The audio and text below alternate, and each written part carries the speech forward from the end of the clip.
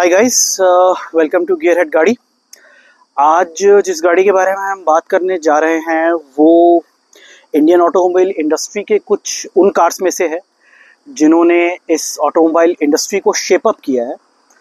Now in a way we can say कि हमारे market में कुछ ऐसी गाड़ियां लॉन्च हुई हैं जिन्होंने हमारे किस मार्केट को एक नया डायरेक्शन दिया।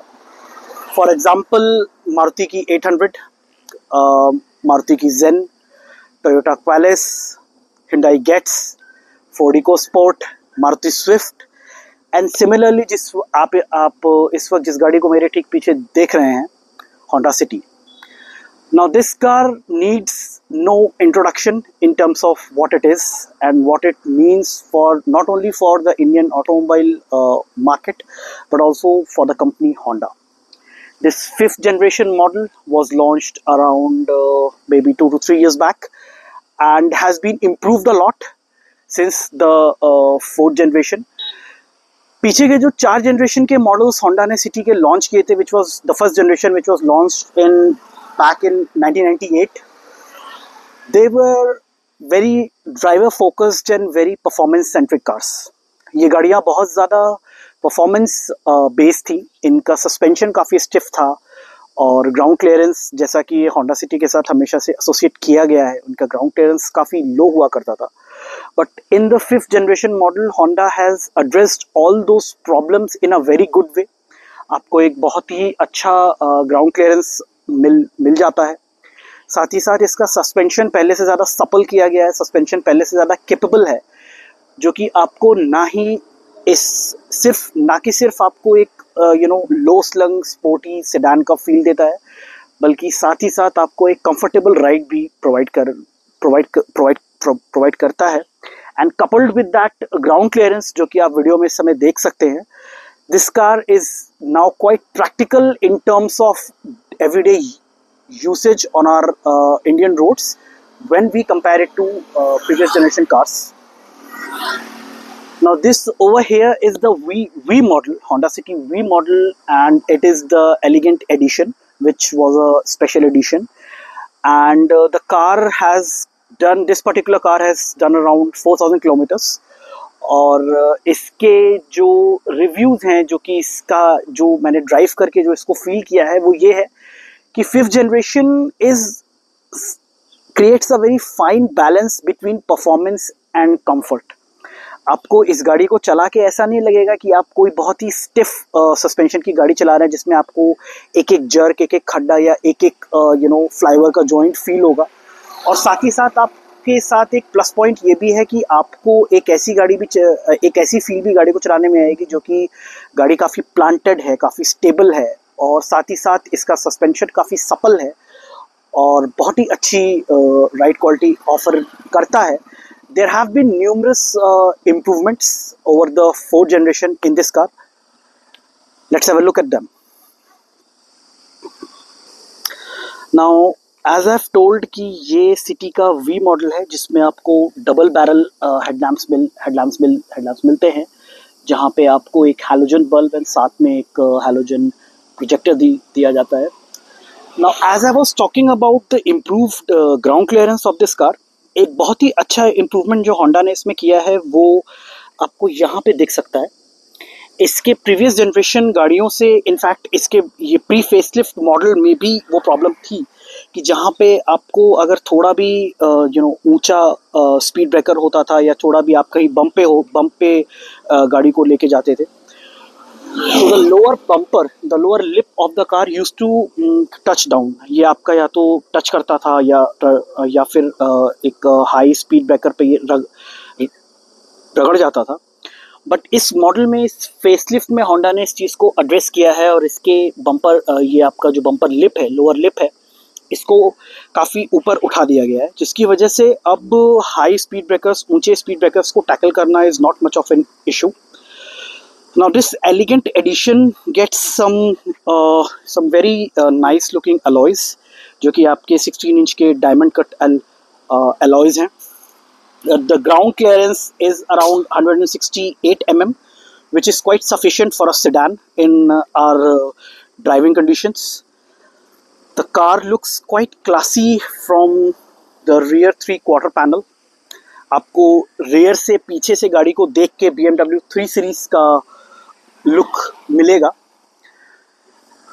This is the rear 3/4 view, जो कि काफ़ी इसकी लंबाई और इसके जो इसका एक पूरा लुक है लग्जरी सेडान का, उसको काफ़ी एनहांस करता है।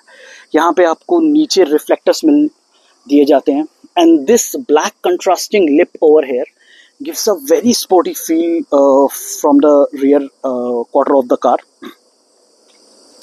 गाड़ी देखने में काफ़ी अच्छी है, शार्क फिन एंटीना भी आपको मिलता है इसमें।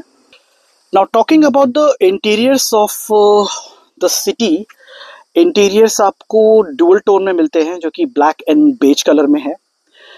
आपको डोर पैनल, डोर पैड्स पे ये बेज का ऑप्शन यहाँ पे दिया जाता है along with the complete black thing.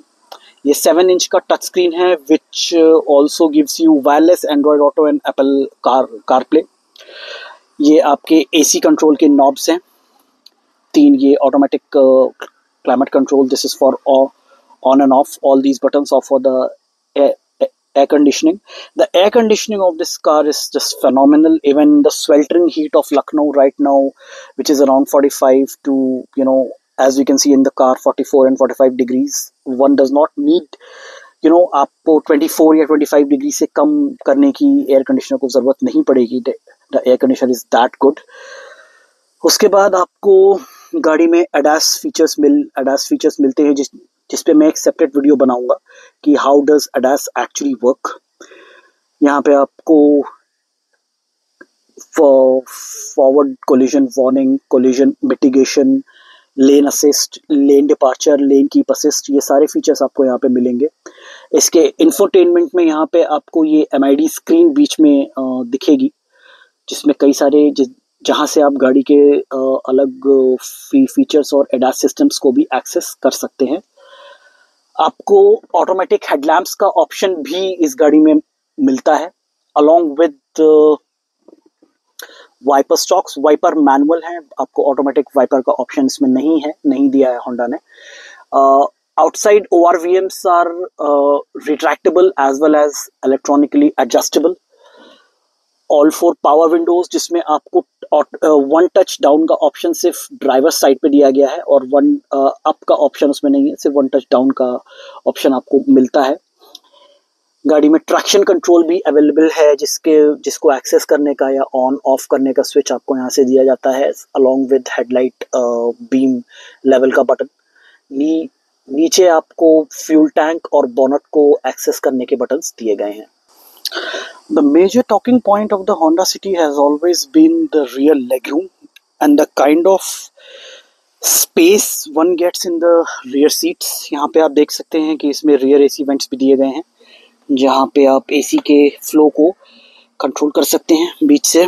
There's also 2 charging points, 12 volt sockets over here. उसके बाद एज यू कैन सी कि there is ample of leg room over here. यहाँ पे बहुत अच्छा लेग रूम आपको मिलता है कंफर्टेबल जर्नी के लिए। There is also very good amounts of head room here, जैसा कि you can see that there is generous amount of head room too. Also the under thigh support is really good, और seat का, rear seats का जो incline angle है, जो कि आपको लॉन्ग डिस्टेंसेस में काफ़ी कंफर्टेबल फील कराता है, that is very nice and it's quite good. You also get this rear bench, ये rear hand rest along with cup holders यहाँ पे आपको मिलते हैं। You get 4 speakers along with 2 tweeters as a music system in this car. Now the city gives you quite a generous amount of boot space. यहाँ पे आप देख सकते हैं कि बड़े साइज़ के 2 से 3 बैग्स फिट करना कोई मुश्किल चीज़ नहीं है। पे बहुत ही अच्छा बूट स्पेस आपको मिलता है इसमें। This can swallow up quite a good amount of luggage. आपको स्टील रिम्स मिलते हैं, जो कि यहाँ पे along with other tools fit हैं। सो गाइज, अभी तक हमने सिटी के इंटीरियर्स, एक्सटीरियर्स, जिस तरह की आपको लगेज स्पेस या जिस तरह का आपको इंटीरियर में स्पेस मिलता है, हमने वो देखा। Now let's see how well is the car feels to drive. Basically क्या डिफरेंसेस हैं जो कि पीछे की जनरेशन से इस जनरेशन में होंडा ने चेंज किए हैं, और आई शुड रादर से कि एक बैलेंस क्रिएट करने के लिए उसको इम्प्रूव किया है.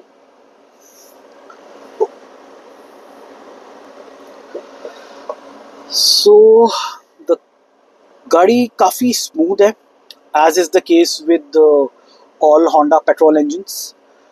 ऑफ द लाइन जब आप गियर फर्स्ट गियर लगा के क्लच को रिलीज करेंगे तो बिना किसी एक्सीलेटर इनपुट के या बहुत ज़्यादा एफर्ट की गाड़ी स्मूथली ऑफ द लाइन उठती है. आपको बहुत ही एक स्मूथ तरीके से गाड़ी मूव करती है. The engine is very responsive. You get 100 and around 118 bhp on tap, जिसकी वजह से there is ample amount of power at any given point. Overtaking is not an issue. आप अप्रोप्रिएट गियर्स पे अप्रोप्रिएट स्पीड पे गाड़ी को आराम से ओवरटेकिंग के लिए अप्रोच कर सकते हैं, and the car is not going to disappoint. Now the one thing that is very peculiar that has been the case with all the Honda engines in the past, whether petrol or diesel, that these engines are really tractable from a very low speed. आपको city traffic conditions में as low as 20 to 25 kilometre per hour से भी third gear में with air conditioning आप गाड़ी को pull up कर सकते हैं विदाउट एनी इशू. गाड़ी किसी तरह का कोई प्रॉब्लम आपको नहीं देगी या किसी तरह का कोई प्रोटेस्ट नहीं करेगी कि आप गियर डाउन करिए, which actually translates into good numbers of fuel efficiency in terms of a 1.5 liter petrol engine. By good fuel efficiency, I only mean that in peak traffic conditions इस गाड़ी से max to max 10 to 10.5 kmpl की efficiency achieve की जा सकती है. Now as I was saying कि इसको previous generation 4th generation City से अगर हम compare करें, जो पिछले generation से Honda City available थी market में, वो गाड़ी उसका सस्पेंशन बहुत ज़्यादा स्टिफ था. आपको लोअर स्पीड्स पे, सिटी स्पीड्स पे जितने भी रोड्स पे अंडुलेशंस हैं, बम्प्स हैं, जितने भी खड्डे हैं, वो सारे के सारे अंदर बहुत ज़्यादा फील होते थे, बिकॉज उसकी स्पोर्टी हैंडलिंग को मेंटेन करने के लिए उसके सस्पेंशन को थोड़ा स्टिफ रखा गया था, which was very good for the car to be driven around. गाड़ी चला के एक अलग ही तरह का फील आता था, लेकिन पैसेंजर्स के लिए या डेली यूज़ में या बैठने वालों के लिए वो उतना ज़्यादा एक कंफर्टेबल एक्सपीरियंस नहीं होता था. Now Honda has taken account of this point. Honda ने इस चीज़ को ध्यान में रखा है और उसके हिसाब से ग्राउंड क्लियरेंस को बढ़ाने के साथ ही साथ सस्पेंशन को इस तरह से ट्यून किया गया है कि इस 5th जनरेशन में आपको स्पोर्टी हैंडलिंग तो मिलेगी. येस, ऑफ कोर्स स्टिफनेस कम होने की वजह से there is a certain amount of body roll which is there, but वो इतनी ज़्यादा नहीं है जिसकी वजह से आप ये कहें कि इस गाड़ी की हैंडलिंग स्पोर्टी नहीं है. This is still a sportier handling sedan along with now a better comfort for the passengers too. In comparison, the previous generations which I have already mentioned earlier in the video, कि previous generations के जो उसका focus था वो बहुत ही ज़्यादा performance oriented था. इस गाड़ी का फोकस परफॉर्मेंस के साथ साथ कंफर्ट और एक बहुत ही सपल राइड की तरफ भी है, which is of course a very good thing. Steering is very light. Steering आपका बहुत हल्का है. सिटी ड्राइविंग कंडीशंस में आपको गाड़ी को शहर में मैन्यूवर करने में किसी भी तरह की प्रॉब्लम नहीं आएगी. आप स्टीयरिंग पे 2 उंगली रख के भी उसे पूरा कट टू कट घुमा सकते हैं. As you speed up on the highways, जैसे आप हाईवे पे गाड़ी को लेके निकलेंगे तो स्टीयरिंग सफिशिएंटली इसमें एक हेफ्ट आ जाता है, एक वेट आ जाता है, जो कि एक अलग तरह का कॉन्फिडेंस आपको प्रोवाइड करता है ट्रिपल डिजिट्स स्पीड पे. High speed stability is just phenomenal, it's excellent. आपको लीगल परमिसेबल स्पीड्स जो हाईवेज पे और एक्सप्रेसवेज पे हम मेंटेन कर सकते हैं, उन स्पीड्स पे आपको किसी भी तरह की नर्वसनेस या किसी भी तरह की अंड्यूलेशन या किसी भी तरह की कोई वर्टिकल मूवमेंट या अनस्टेबिलिटी, ऐसी कोई भी प्रॉब्लम आपको फेस इस गाड़ी के साथ हाईवे पे नहीं करनी होगी. Now talking about what kind of features one gets in this car, जो कि मैंने पहले भी बताया कि इसका 7-inch स्क्रीन है, Android Auto, Apple CarPlay, the usual gimmick, it's all there. इस V वर्जन में आपको सनरूफ का ऑप्शन नहीं है, बट इसके जो ऊपर के 2 वर्जन हैं VX एंड ZX, उसमें आपको सनरूफ का ऑप्शन भी मिलता है. उसके बाद ADAS इस गाड़ी में है. उसके बाद इसमें आपको ऑटोमेटिक हेडलैम्प्स हैं, और इस गाड़ी का जो एडास सिस्टम है that needs to be tuned a bit further. थोड़ा सा इंडियन ट्रैफिक कंडीशंस के हिसाब से मैं ये कहूँगा कि इसके एडास सिस्टम को थोड़ी फर्दर ट्यूनिंग की ज़रूरत है। One thing that has been the case so far, और होंडा सिटी के एडास सिस्टम के साथ ये केसेस ऑल ओवर इंडिया लोगों ने रिपोर्ट किए हैं कि इसका जो कोलिजन मिटिगेशन वार्निंग सिस्टम है, यानी कि कोई चीज़ आगे आने पे गाड़ी जो ऑटोमेटिक ब्रेक लगाती है, जो कि एडास सिस्टम का ही एक फीचर है इसमें, वो बहुत ही ज़्यादा एग्रेसिव है। बाय एग्रेसिव आई मीन कि जिस तरह से ये ब्रेक अप्लाई करती है तो ये एकदम से अब्रप्टली ब्रेक अप्लाई कर देती है, जिसकी वजह से कई बार ऐसा होता है और कई केसेस में ऐसा हुआ भी है कि पीछे से आ रहा ट्रैफिक, कोई भी कार या बस या ट्रक कुछ भी गाड़ी को पीछे से हिट कर देता है, जो कि एक बहुत ही सेफ चीज़ नहीं है। एंड बिकॉज एडास का मेन जो उसका कॉज है, जो मेन जो उसकी रिक्वायरमेंट है वो सेफ्टी की है। ऐसे में इसका mitigation system, collision mitigation braking system, जो जिसे एग्जैक्टली CMBS कहा जाता है, CMBS का इतना ज़्यादा एग्रेसिव होना ट्रैफिक कंडीशन में थोड़ा सा घातक साबित हो सकता है। इसीलिए मुझे लगता है कि कहीं ना कहीं होंडा को उसे फर्दर ट्यून करना चाहिए और इंडियन ट्रैफिक कंडीशंस के हिसाब से उसे और बेटर किया जाना चाहिए। एक चीज़ जो इसमें एडास में और है वो ये है कि इसमें अडेप्टिव क्रूज कंट्रोल आपको मिलता है, जिसमें कि गाड़ी आगे वाली गाड़ी के डिस्टेंस से अपने आप अपना डिस्टेंस जज करती है और डी एक्सेलरेट या एक्सेलरेशन मेंटेन करती है। उसमें एक प्रॉब्लम जो हल्की सी आपको फेस करनी पड़ सकती है, which is the case with the Honda City and also their SUV model the Honda Elevate, जहाँ पे आपको जो आपका अडेप्टिव क्रूज कंट्रोल है वो अगर आगे किसी ऑब्स्टिकल या किसी गाड़ी को डिटेक्ट करके स्लो होता है और उसके बाद जब वो ऑब्स्टिकल या वो गाड़ी आपके सामने से हट जाती है, तो व्हेन इट अगेन एक्सिलरेट्स, तो it accelerates in a very aggressive manner, बहुत तेज एक्सिलरेशन आता है, जिसकी वजह से ना ही सिर्फ ये है कि आपका जो इंजन साउंड है वो थोड़ी बढ़ जाती है, also efficiency also takes a hit, because इतना इंस्टेंट एक्सिलरेशन जो एकदम से सिस्टम क्रिएट करता है, एडास सिस्टम क्रिएट करता है, उसकी वजह से एफिशिएंसी भी थोड़ा इफेक्ट कर सकती है। ये कुछ चीज़ें हैं जिनको अगर होंडा इस गाड़ी में फर्दर एड्रेस करे नेक्स्ट अपडेट्स में या नेक्स्ट आने वाले फेसलिफ्ट्स में, तो I think this can become one of the highest selling sedans in the country, which ये अभी भी है, बट Hyundai Verna ने अभी करंट टाइम्स में Hyundai Verna ने इसे काफ़ी टफ कंपटीशन दिया है। But as I said earlier कि कुछ गाड़ियाँ हैं इंडियन मार्केट में जिन्होंने अपनी एक नीश, अपना एक सेगमेंट, अपनी एक फैन फॉलोइंग क्रिएट की है। होंडा सिटी उन्हीं में से एक गाड़ी है। इसके आज भी आपको इसकी सेल या इसके एक जो फैन फॉलोइंग है या इसकी जो एक इमेज है लोगो में, that remains unchanged. Yes, in the recent times, Hyundai has caught up with this car with their Verna, but the sale numbers, the kind of response this car gets, the kind of look it has a different definition, a different character of its own. So guys, this was all for the Honda City, and I hope आपको video अच्छा लगा हो। If I have missed something, कुछ मैंने इसमें ऐसा कोई एक पॉइंट मिस किया हो, तो so do let me know in the comments. And इसके ADAS सिस्टम का एक सेपरेट वीडियो मैं जल्दी ही बनाऊंगा, which I'll post very soon.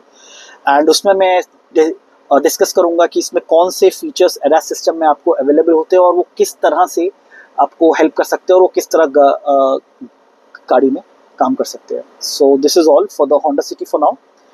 See you guys in the next video, and if you like the video, please like, share and subscribe. Thank you.